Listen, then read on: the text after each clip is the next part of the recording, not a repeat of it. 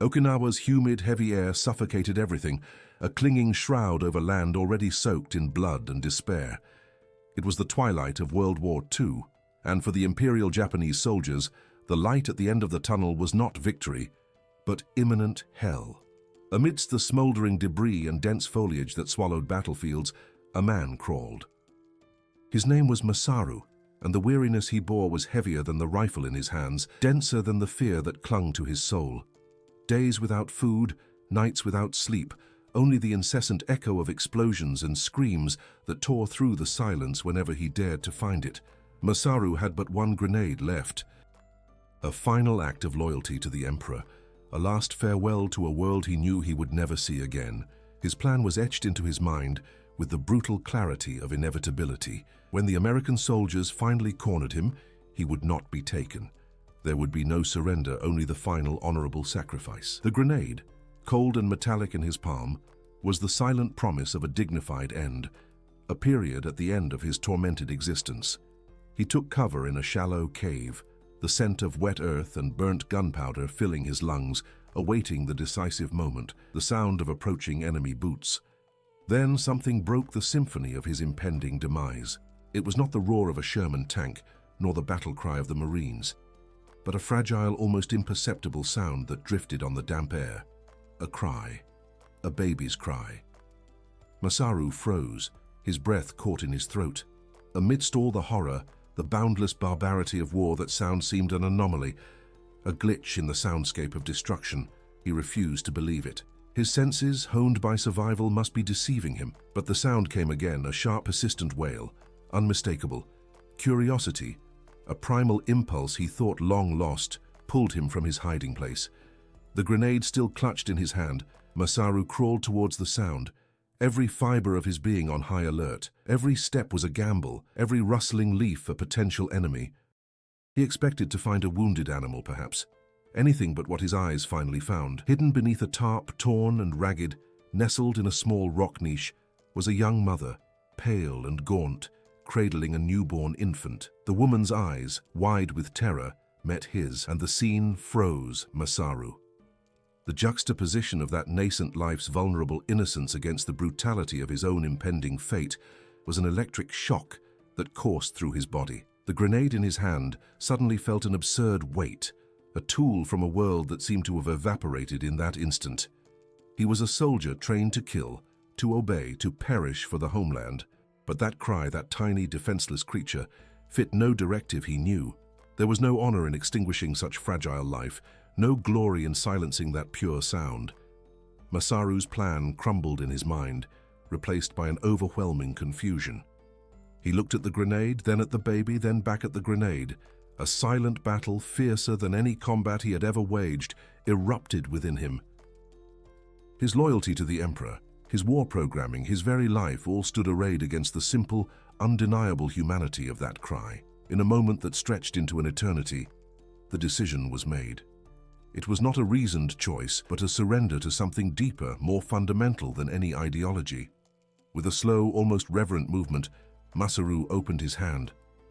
The grenade fell to the damp earth, not with the expected detonation of his own annihilation, but with a soft thud, like a broken promise, or perhaps a renewed one. He did not explode.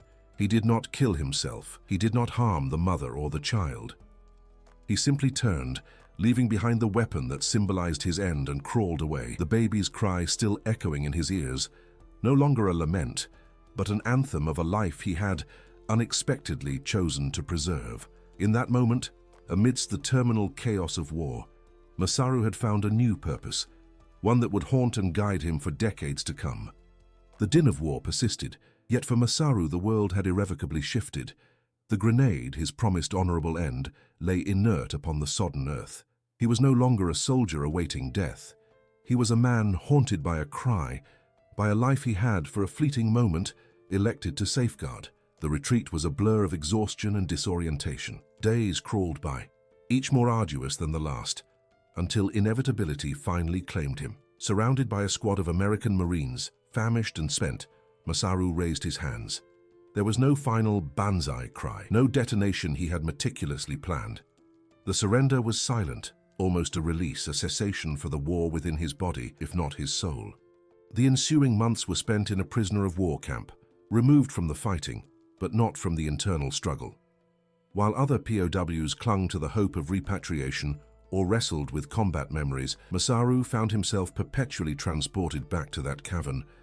The mother's ashen visage, her eyes wide with terror, and the baby's unremitting wail. It was a sound that pursued him day and night, more palpable than barbed wire or meager rations.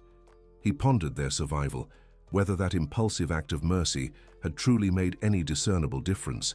Guilt and hope entwined, knotting in his chest. He had forsaken his duty as a soldier, yet had embraced something more profound, something that tethered him to a humanity the war sought to obliterate. When the war finally concluded, and Masaru was repatriated to a ravaged Japan, the desolate post-war landscape mirrored his own internal desolation. Entire cities had been reduced to embers, families sundered, and the once proud nation brought to its knees. Masaru, like millions of others, had to rebuild his existence from scratch. He found employment, married, fathered children, and endeavored to reintegrate into society. Nevertheless, the image of the mother and child never relinquished its hold. It was akin to a faded photograph in his mind, a perpetual memento of a moment that redefined his very being. That fragile cry had become the melody of his soul, a silent plea he could not disregard. Initially, the notion of seeking them out seemed preposterous. Okinawa had been a terrestrial inferno, a crucible of devastation where thousands of civilians perished. How to find two people without names, without any clue beyond a hazy recollection of a face and a sound? His friends and family, understandably, advised him to forget the past, to focus on the present and the future. "The war is over, Masaru," they'd say. "Leave it behind." But Masaru could not. The weight of that choice, the echo of that cry, was a burden he would carry until he found an answer. He felt he owed them more than a moment of mercy. He owed them the certainty that they had survived, that their own humanity had not been in vain. The search began almost imperceptibly, with tentative, almost whispered inquiries to anyone who had served in Okinawa. He scoured survivor lists, military archives that seemed to contain only names of the dead and missing. Each closed door, each confused face he encountered, only reinforced the enormity of the task. It was akin to searching for a needle in a haystack, a grain of sand on an infinite beach. Masaru had no name, nor the exact age of the infant, nor a precise location for the cave. Only the certainty of a connection that transcended logic, a silent promise made on that fateful day. As the years wore on, the search morphed into a quiet obsession. Masaru used his leave, his savings, and every spare moment to travel, to question, to relive the horrors of war through the eyes of other survivors. He visited Okinawa multiple times, the landscapes once scarred by battle, now blanketed by modern towns and lush vegetation, almost unrecognizable. He walked through the same valleys and hills, hoping some memory, some vibration from the past would guide him back to that exact spot. He knew the odds were minuscule, almost non-existent, but the thought of giving up was unbearable. That infant's cry had become the lodestar of his life, the reference point that prevented him from being entirely lost in the darkness of his wartime memories. Decades passed, and Masaru, now an elderly man, continued his relentless pursuit. His hair had turned white, his skin wrinkled, but the flame in his eyes, the resolve in his heart remained unwavering. He had become a known figure in certain circles of veterans and historians in Okinawa, the soldier looking for a baby. Many viewed him with a mixture of admiration and pity, convinced that his quest was futile, a specter of a distant past he could never exorcise. Masaru, however, persisted. He penned letters, placed appeals in local newspapers and on radio programs, hoping that somewhere someone might recall a similar story, a woman with a baby who had been spared by a Japanese soldier amidst the war's final chaos. With each passing year, hope dwindled, but the need to know, the need to close that chapter of his life, only intensified. It was a debt of honor not to the emperor, but to his own soul. He needed to know if that life, saved by an instant of unexpected humanity, had blossomed. He needed to know if that life, saved by a moment of unexpected humanity, had flourished. Masaru, already in his early 70s, felt time slipping through his fingers like fine sand. The quest, Once a burning flame now seemed like a dying ember, yet he refused to let it extinguish. He had tried everything: discreet advertisements in Okinawan newspapers, appeals on local radio programs, contacts with veteran organizations, and even support groups for war-displaced families.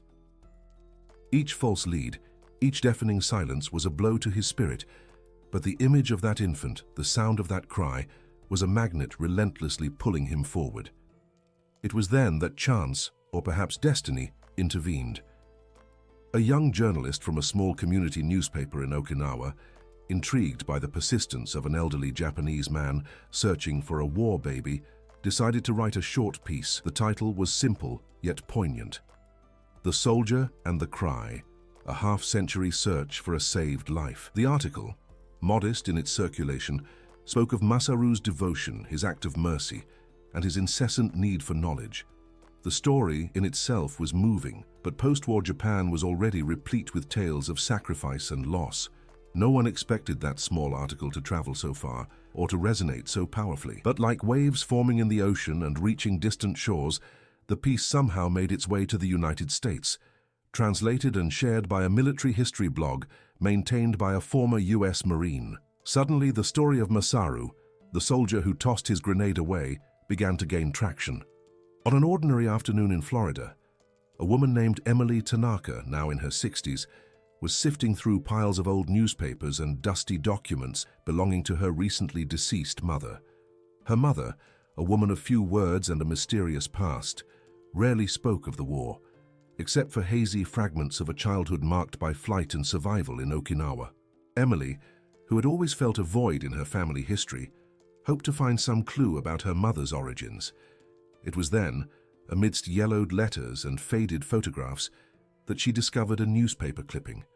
It wasn't the article about Masaru, but a small note from a Japanese newspaper from Epoch recounting the rescue of a young mother and her infant from a cave on the outskirts of Shuri, Okinawa, by a group of civilians fleeing combat. The mother was in shock, yet the baby was miraculously unharmed. The note was brief, but one sentence in particular struck Emily. The mother reported being spared by a Japanese soldier who inexplicably dropped his weapon and left. Emily's heart lurched. She had always sensed something unusual about her mother's story, something she guarded with fierce reticence. That clipping, coupled with a military history blog she'd chanced upon weeks prior, began to assemble an unfathomable puzzle. The article about Masaru spoke of a Japanese soldier, his last grenade, and a baby's cry.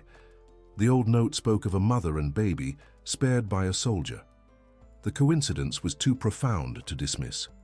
With the assistance of a Japanese-speaking friend, Emily reached out to the Okinawan journalist. Communication was a slow, arduous dance, fraught with mutual hesitation and suspicion. Masaru, for his part, had grown jaded through a litany of dashed hopes.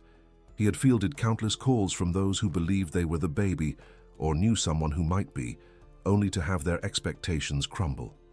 With each new missive, he braced for the inevitable disillusionment, but Emily possessed details no one else had offered. She knew the mother's name, the approximate location of the cave, and even the fact that her mother had been found with a small cloth doll, an item Masaru vaguely recalled seeing beside the woman. With every tidbit Emily divulged, Masaru's voice from across the globe grew increasingly thick with emotion. The cloth doll.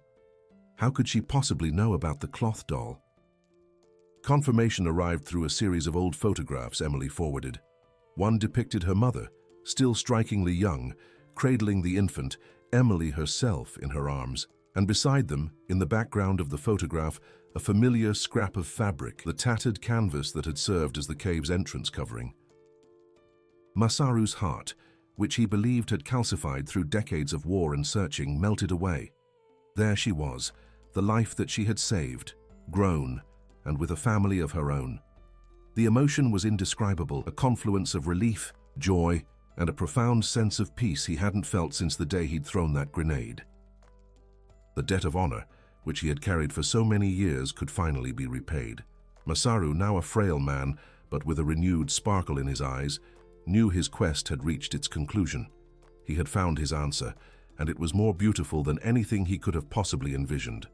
A bridge, forged by an act of compassion amidst the horror, had at last connected two worlds, two lives across time and the ocean. The news of their discovery traversed continents and meridians with remarkable celerity, converging upon a juncture that had been meticulously shaped over a span of decades. Masaru, though physically frail, emanated an almost effervescent anticipation as he embarked, for the inaugural occasion of his life, upon an aerial voyage to a territory against which he had once contended, yet now approached with an effusion of optimistic sentiment. Emily, a woman whose existence had been indelibly marked by an enigma she had remained oblivious to, awaited him at the aerodrome, her own heart a tempestuous confluence of trepidation and profound inquisitiveness. The atmosphere thrummed with an implicit gravitas as the arrival portals swung open. Subsequently, across the thronged concourse, their gazes interlocked. No ostentatious demonstrations nor melodramatic proclamations were requisite. A single shared look sufficed, spanning 70 years, effectively bridging an abyss wrought by conflict, reticence, and profound yearning. Masaru, a diminutive figure adorned with silver hair and eyes, imbued with the sagacity of a bygone era, advanced with deliberate steps toward Emily. She perceived within him not the adversary soldier depicted in the nebulous narratives of her maternal lineage, but a man bearing a weighty, unspoken burden now poised for alleviation. Emily, tall and possessing an innate grace, extended her hand, but Masaru, with a gesture characterized by its gentle, almost diffident quality, eschewed it, drawing her into an embrace of singular tenderness. In that ephemeral instant, the oppressive mantle of history, the searing aftermath of war, and the protracted decades of unresolved queries appeared to dissipate. It was an embrace not between strangers, but between spirits inextricably linked by an intangible filament, intricately woven from a solitary act of magnanimous clemency. Tears welled in Emily's eyes, a cathartic effusion of sentiments she had unknowingly harbored. Masaru, too, permitted a solitary tear to trace a path down his time-worn cheek, a poignant attestation to the profound serenity that finally enveloped him. They convened for protracted hours, not within a formal setting, but in a tranquil, sun-drenched chamber, partaking in tea and exchanging narratives that unfurled a vivid, heart-rending panorama of the past. Masaru, his voice a soft cadence, recounted the sheer terror of those climactic days in Okinawa, the inexorable advance of American forces, the abject desperation that impelled him to seek refuge in that grotto. He delineated the chilling weight of the explosive device in his palm, the unshakable conviction that his existence was poised to terminate in a final, defiant act of opposition. Subsequently, he spoke of the auditory phenomenon, a diminutive, persistent cry that penetrated the cacophony of conflict, a sound so incongruous, so profoundly human, that it irrevocably shattered his resolve. He elucidated observing Emily's mother, young and terror-stricken, cradling her infant, and the visceral, all-encompassing realization that he could not, would not extinguish that delicate ember of life. His hand had unfurled, the grenade had tumbled, and he had departed, forsaking the instrument of annihilation for the promise of a life he had just preserved. Emily listened, entranced, her comprehension of her own mother's stoic reticence deepening with every utterance. She recounted vignettes of her mother's existence, the arduous endeavor to rebuild in post-war Japan, the eventual emigration to the United States in pursuit of a fresh start, the quiet fortitude that invariably appeared to cloak an untold narrative. Her mother, she elucidated, had borne the recollection of that day not with apprehension, but with a profound sense of awe. She had frequently alluded to a guardian angel in uniform, a soldier who materialized from the gloom and, rather than inflicting harm, bestowed an inexplicable moment of beneficence. She had never ascertained his designation, nor discerned his visage with clarity in the subdued illumination of the cavern. Yet the image of the relinquished grenade and the abrupt, silent egress had become indelibly imprinted upon her memory. Emily's mother had preserved that diminutive, tattered fabric doll, the one Masaru vaguely recalled, as a sacred charm, a tacit homage to the existence they had been granted. The discourse evolved, each revelation a crucial, hitherto absent component of an intricate tableau. Masaru gleaned that Emily's mother, subsequent to her discovery by fleeing civilians, had successfully navigated her way to a refugee encampment where she ultimately found sanctuary and medical succor. The infant, Emily, had flourished, maturing into a vivacious young woman, raising her own progeny and leading a life replete and substantial. Masaru's singular act of benevolence had not merely safeguarded a life, it had perpetuated a lineage, fostered a family's prosperity, and contributed to the very fabric of American society. Emily's mother, though deceased, had bequeathed a legacy of indomitability and a saga that, at long last, had identified its elusive protagonist. The burden of Masaru's decision, which had weighed upon him with remorse for deserting his soldierly obligations, now transmuted into an overwhelming sensation of vindication and tranquility. His innate humanity had triumphed over the instruments of war's devastation, and the irrefutable proof reposed directly before him. This encounter was not merely a reunion. It constituted an intergenerational nexus, bridging the brutal actualities of a global conflagration with the understated victories of individual endurance and compassion.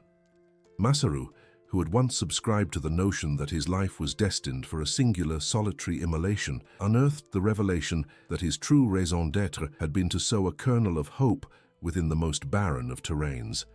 Emily, who had perpetually sensed an intangible undercurrent of enigma shroud her family's provenance, now grasped the extraordinary genesis of her own being, an indelible testament to an epoch when humankind resolutely defied the brutal depredations of conflict. Their interwoven narrative, once a mere susurrus carried upon the zephyrs, now evinced itself as an indomitable affirmation of empathy's tenacious dominion, a resplendent effulgence emanating from history's most Stygian recesses. This was more than just a personal meeting. It became a profound declaration to the world, proving that even amidst the most brutal conflicts, the human spirit can elect kindness over cruelty.